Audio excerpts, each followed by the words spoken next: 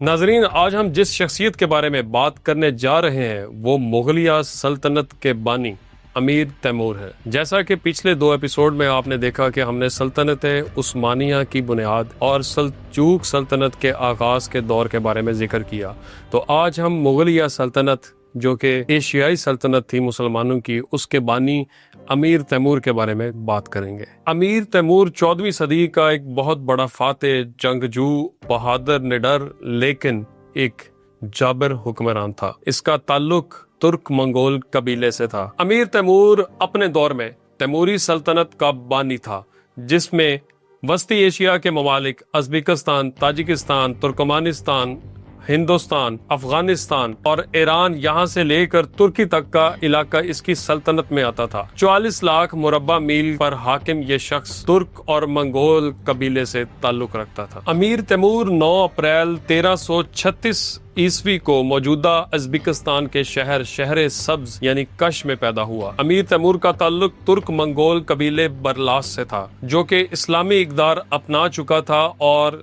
ترکی زبان بولتا تھا۔ اس کے والد کا نام امیر تراغائی تھا، جو کہ ترک منگول قبیلے برلاس کے معزز مذہبی شخصیت تھے۔ امیر تیمور کو تیمور لنگ کیوں کہا جاتا ہے؟ بہت سی تاریخی کتابوں میں امیر تیمور کا نام تیمور لنگ بھی لیا جاتا ہے۔ امیر تیمور کو تاریخی کتابوں میں تیمور لنگ بھی کہا جاتا ہے۔ تیمور لنگ کیوں کہا جاتا ہے؟ کہا جاتا ہے کہ جنگ کے دوران اس کی دائیں ٹانگ اور دائیں بازو میں اتنے تیر لگے کہ یہ ضائع ہو چکی تھی، تو اردو اور فارسی زبان میں اس کو تیمور لنگ بھی کہا جاتا ہے۔ امیر تیمور کی ذہانت اور اس کی جنگجو صلاحیتیں اس قدر زیادہ تھی کہ ہر کوئی اس سے ڈرتا تھا۔ وہ شطرنج کا زبردست ماہر اور انتہائی ذہین ذہن والا شخص تھا۔ اس نے اپنے دور میں اپنی ذہانت سے شطرنج کی ایک اور نئی قسم ایجاد کی، جسے شطرنج کبیر کہا جاتا ہے، جس میں بورڈ اور اس کے مہروں کی تعداد عام شطرنج سے کہیں زیادہ تھی۔ امیر تیمور باقاعدہ پڑھنا لکھنا تو نہیں جانتا تھا، لیکن اپنی ذہانت اور اپنی زبانوں پر عبور حاصل کر چکا تھا۔ وہ ترکی، فارسی اور اردو زبان کا انتہائی ماہر مانا جاتا ہے۔ اس کے ساتھ ساتھ وہ تاریخ اور جغرافیہ کے علم میں بھی گہری دلچسپی رکھتا تھا۔ وہ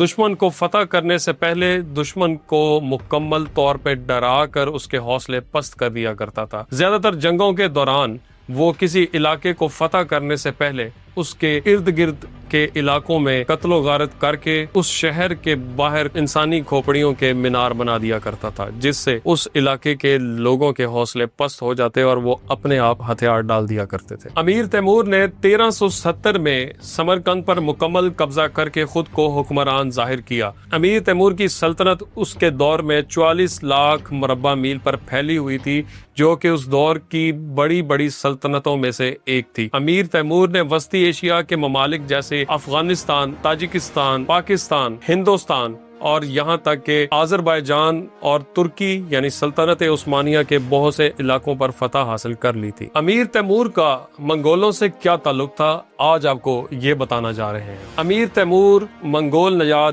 ترک قبیلے برلاس سے تعلق رکھتا تھا۔